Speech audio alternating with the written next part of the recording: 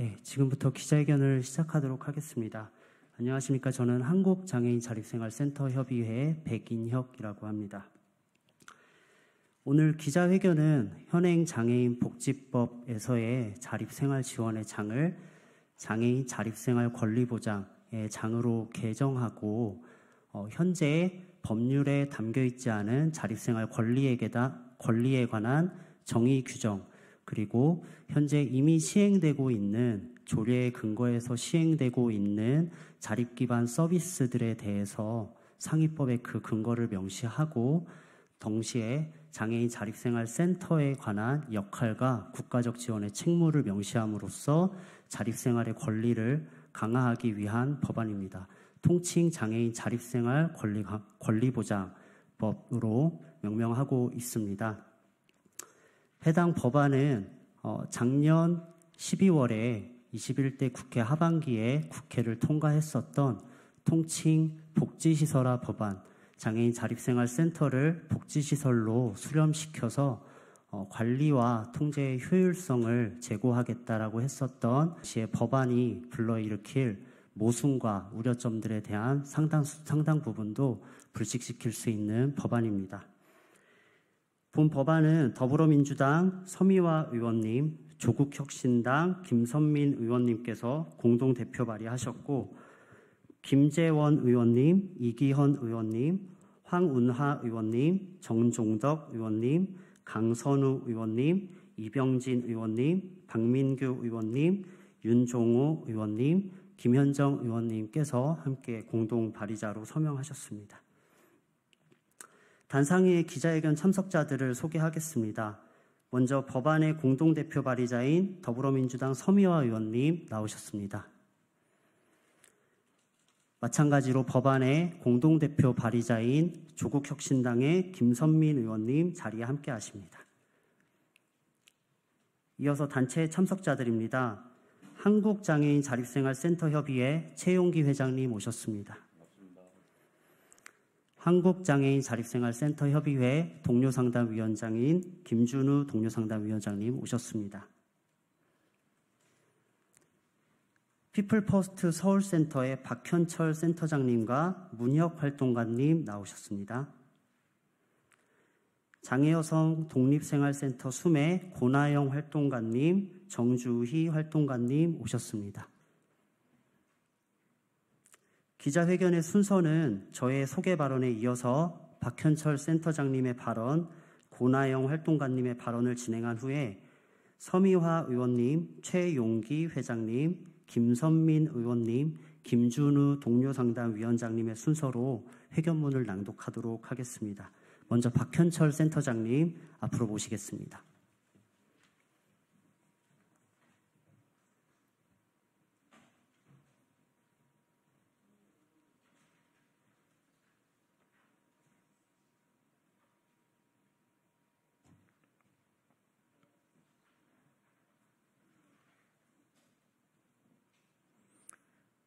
안녕하세요. 저는 피플 퍼스트 서울센터장 박현철이라고 합니다.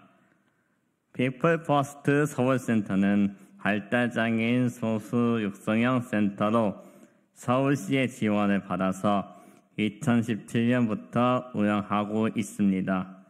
한국에서 발달장애인 자립생활센터가 처음 생긴 것은 2016년으로 복지부 지원을 통해 대구광역시에서 시작되었습니다.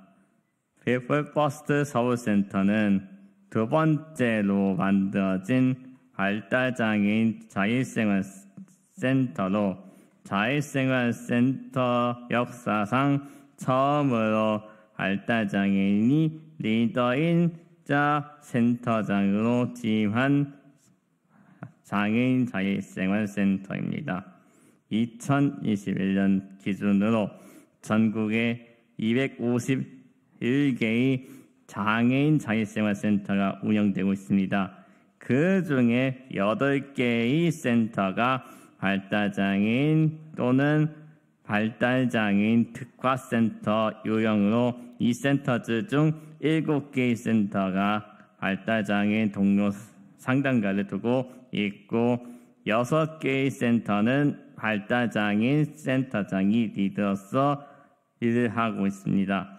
지역적으로 살펴보면 서울 지역에서는 소수 육성형으로 발달장애인 자립생활센터 3개소와 발달장애인 특화센터 2개소가 운영 중이고 대구, 인천, 충북에도 하나씩 운영되고 있습니다. 발달장애인 특화센터는 서울시가 2022년 공부만 유형으로 이용자의 50%와 동료 상담가를 발달장애인으로 제어하는 조건을 만들어진 센터입니다. 발달장애인 특화센터의 주야는 발달장애인 자립생활센터와 그 발달장애인 센터의 장애 능력을 의심하고 당사자성을 부정한 결과로 이 유형의 등장은 더 이상 발달장애인 센터장이 나올 수 없다라는 절망감을 느끼겠습니다. 그리고 이어서 2023년에는 장애인 복지법이 개정이 진행되었습니다. 기존의 자립생활센터의 의미를 서비스 전문화와 운영의 안정화를 명분으로 하는 자립생활 지원시설의 방향으로 개편이 되어서 우리가 외치는 장애인 자립생활센터의 명분을 잃을까봐 우려하고 있습니다. 이 복지시설 개정에 있어 우리 센터의 가장 큰 고민은 발달장애인을 이용자로 두는 구조를 갖는다는 것입니다. 장애인 자립생활센터가 활동을 시작한 지 10년이 넘었습니다.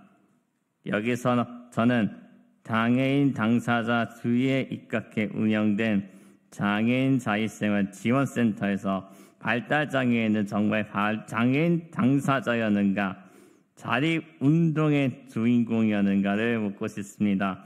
발달장애인 자립지원센터가 자립생활 지원센터가 등장한 것은 이제 7년 남짓 되었지만 우리 발달장애인 지원센터의 시작 역시 장애인 당사자로서 민정에서 출발하는 것이 아닙니다. 발달장애인은 모든 공간에서 이용자로 살아왔습니다. 우리 센터 때 등장한 기대보다는 좀 의심이 많았지만 우리 발달장애인 자립지원센터를 운영하며 우리 스스로 장애인 당사자이고 주도자이며 리더가 되어 발달장애인의 자기 옹호와 자기 권리를 외치며 발달장애인이 주도하는 공간의 기능성을 보여왔습니다. 그 어디에서도 발달장애인 동료 상담가가 활동하지 못했지만 우리 센터들은 발달장애인이 동료 상담가로 일을 하면서 발달장애인 스스로 권리에 기반한 지역사회 만들기에 애써왔습니다. 하지만 이번 장애인 복지법 개정으로 더 이상의 발달장애인 자립생활센터는 만들어지기 어려워진 상태입니다. 어쩌면 지금 운영되고 있는 6개의 센터가 문을 닫을지도 모르고 모두 이 발달장애인 특화센터로 선언하는데 발달장애인을 이용자의 위치로만 다시 서야 할지도 모르겠습니다. 장애인 자립생활센터의 진정 역할은 무엇입니까? 발달장애인을 위해 서비스를 제공하는 장애인 복지시설들은 얼마든지 많습니다. 사회복지사, 물리치료사, 상담사 등 훈련받은 전문가들이 어떤 서비스를 제공해야 할지 몰라합니다.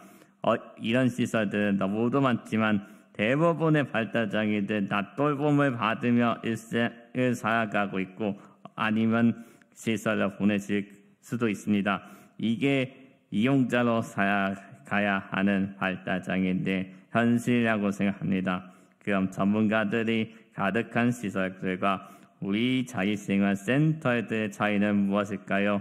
누군가의 기능을 나아지게 한다는 건가? 어떤 시간을 그냥 보낸다거나 하는 것이 아니라 함께 살아가는 세상에서 자립을 함께 꿈꾸고 당사자들만이 알고 할 수 있는 지원으로 실패와 성공을 함께하는 공간이란 것입니다. 전문가들로 가득한 복지시설 유형 중 하나로 자립생활센터를 넣는다고 한들 장애인들에게는 아무런 의미가 없을 것입니다. 전문가가 발달장애인 당사자의 삶과 자립을 위해 성공과 실패를 함께 할 리 없습니다.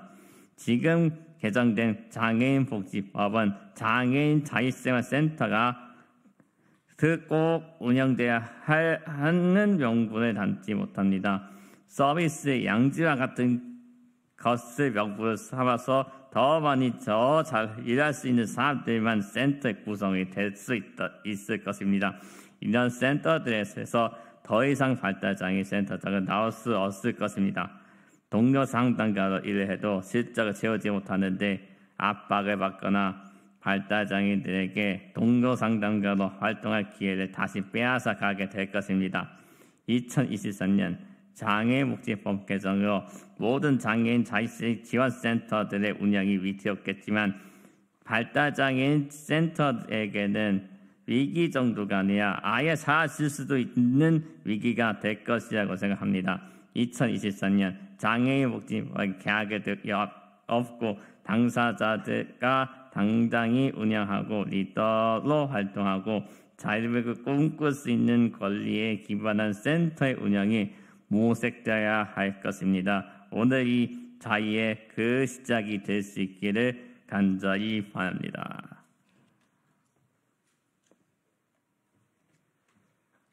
장애여성공간 고나영 활동가입니다. 장애인복지법 개혁안이 통과되고 지역에서 자립생활 권리를 보장하기 위해 투쟁해온 IL센터는 장애인복지법 58조 자립생활 지원시설로 규정되고 있습니다. 그러나 IL센터는 당사자가 주체가 되는 운동의 정체성을 독자적으로 만들어 왔습니다. 장애인복지법 제54조가 이 역사성을 담고 있는 법적 지위이자 삭제될 수 없는 이유입니다. 서울시와 각 지자체는 올해 초부터 이미 센터의 시설화를 언급하며 관리 감시를 강화하려는 명분으로 센터를 압박하고 있습니다. 실제로 운영 현황 파악을 목적으로 상세한 자료를 요구받고 있으며 이것은 활동의 지속성을 위한 것이 아닌 자격과 기준을 검증하려는 의도로 인식될 수밖에 없습니다. 왜냐하면 우리가 구조적인 문제를 제기하며 제도를 변화시켜온 활동의 의미를 이해하지 않고 예산 집행의 효율성만을 강요하고 있기 때문입니다. 원칙을 계속해서 의심하는 태도는 IL센터가 지향하고 있는 방향성을 존중하지 않는 것입니다. 이러한 위치를 계속 만들면서 어떻게 상호 협력적인 관계가 될 수 있습니까? 그럼에도 불구하고 현장에서는 한 사람의 삶으로부터 투쟁이 시작되기 위해 집과 시설에서 고립되어 살아가지 않기 위해 권익옹호 활동을 지키며 만들어갑니다. IL센터는 서비스 전달 체계의 역할만으로 남지 않고 20년의 역사의 운동성을 잃지 않기 위해서 54조의 정체성을 지켜갈 수 있어야 합니다. 장애인 자립생활 운동이 말하고 있는 주체적인 삶은 자격과 능력이 있어야 가능한 것이 아니라 지역사회에서 다른 이들과 관계 맺으며 살아간 과정 속에서 만들 수 있습니다. 지금껏 그래왔듯이 누구도 배제되지 않고 살아갈 수 있는 사회를 만들기 위해서 나서고 목소리 내고 때로는 싸우는 것이 IL센터 고유의 활동이자 역할입니다. IL센터의 전문성이라는 말로 더 이상 활동을 폄하하지 마십시오. IL센터가 존재함으로써 갈 곳 없는, 가진 것 없는 사람들이 문턱에 걸리지 않고 올 수 있는 공간이 있습니다. 우리의 역사를 지우지 말라는 외침은 우리의 현장에 장애인들이 활동하고 있으며 장애인들이 활동하기 위해 투쟁해온 공간이 어떻게 이어지고 있는지를 똑똑히 보라는 뜻입니다. 국가가 방치한 장애인들은 서로를 지지하고 돌보며 자신의 삶과 세상을 변화시켜 왔습니다. 장애인 자립생활 권리보장법 발의는 국가의 지원이나 체계 속에 끼워 맞추는 삶을 거부하고 서로 돌보는 삶을 가능하게 만드는 자립생활 운동의 이념을 유지할 수 있도록 요구합니다. 장애를 가진 몸과 다양한 정체성을 가진 몸으로 함께하는 사람들이 일궈온 현장의 힘으로 앞으로도 더 말하고 더 행동할 것입니다. 지금처럼 같이 모여 싸워나갈 것입니다. 투쟁! 네. 이어서 서미화 의원님의 서문 낭독으로 기자회견문 낭독을 시작하도록 하겠습니다.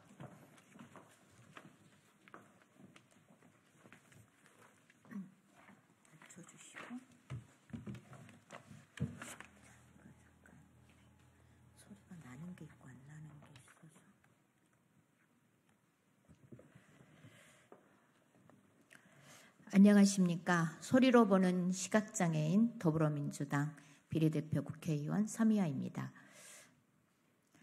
장애인 자립생활 권리 실현 인프라 강화 장애인 자립생활 권리 보장법 발의 기자회견문.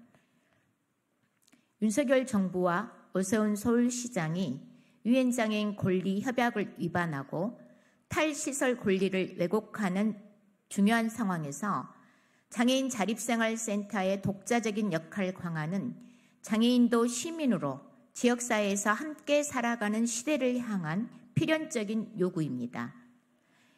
유엔 장애인 권리협약 등 국제 인권 규범에 근거한 장애인 당사자 권리 옹호 지원 체계인 장애인 자립생활센터의 활동 그 자체가 권리로서 보장되어야 하는 것입니다. 이에 장애인의 동료성에 기반하여 주체적인 자조 옹호 활동을 하는 장애인 자립생활센터의 정체성을 확립하고 21대 국회에서 통과한 장애인복지법 개정안의 한계를 보완하기 위한 취지로 장애인 자립생활 권리보장법을 발의하고자 합니다. 장애인 자립생활 권리보장법은 장애인의 자립생활에 관한 전반 사항을 규정하고 있는 장애인복지법 제4장 장애인 자립생활 지원을 자립생활 권리 보장으로 강화하는 내용을 골자로 합니다. 주요 내용으로 제53조 자립생활 지원, 53조 2 자립생활 지원 신청, 53조 3 시설 퇴소 및 전환 지원, 53조 4 자립생활 주택 제공을 추가하여 각 지자체에서 이미 시행 중인 장애인 자립생활 지원 조례의 상위법의 법적 기능을 할 수 있게 했습니다. 또한 제54조 명칭을 장애인 자립생활 지원센터에서 장애인 자립생활센터로 수정하고 장애인 자립생활센터의 고유 역할과 국가 및 지방자치단체의 지원 의무를 법률로 규정하였습니다.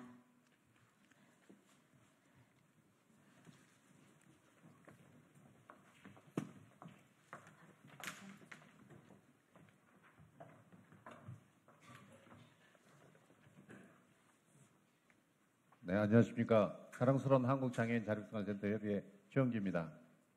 1981년에 심신장애자 복지법이 제정되고 1990년에 장애인복지법이 제정된 이후 지금까지 수많은 장애인 복지 관련 전제 체계가 구축되었지만 비장애인, 의료계, 전문가들로 구축된 전달 체계 속에서 장애인들은 철저하게 서비스 대상으로만 취급되어 왔습니다. 중증장애인 당사자들은 자립생활센터를 결성하여 시혜적인 장애인 복지 정책을 비판하고 장애인 권리에 기반한 제도와 예산을 요구하기 시작했습니다. 장애인 자립생활센터 역사는 이처럼 대한민국 장애 정책의 발전, 자립생활 운동의 역사와 궤를 같이 하고 있습니다.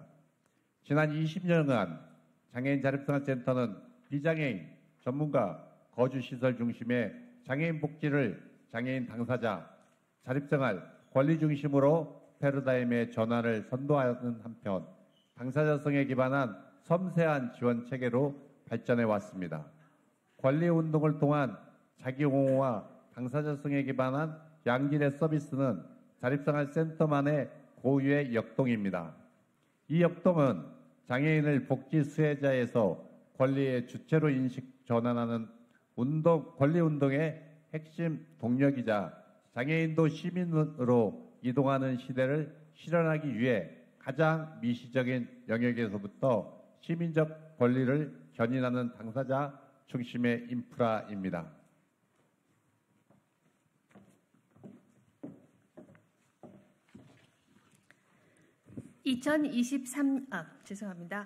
조국혁신당 국회의원 김선민입니다.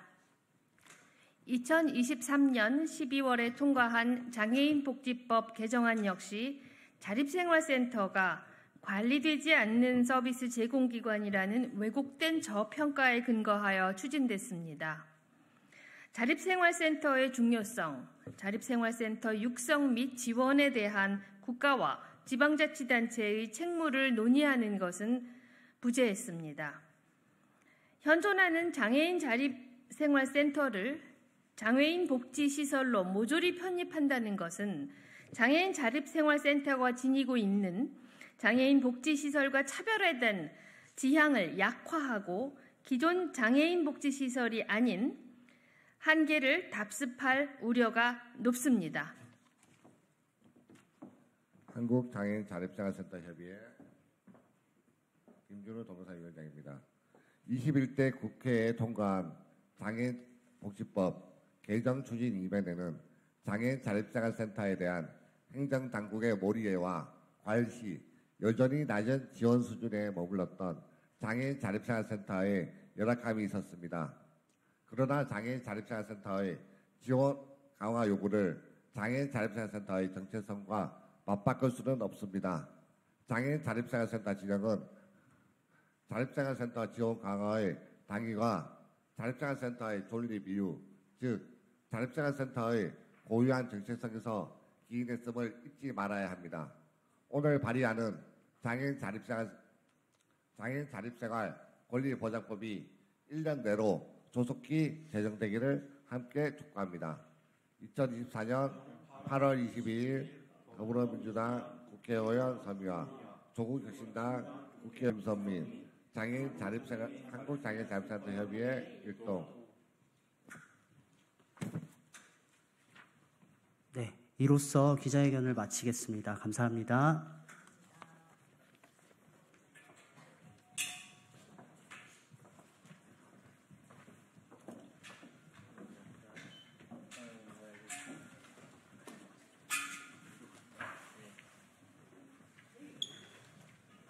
국회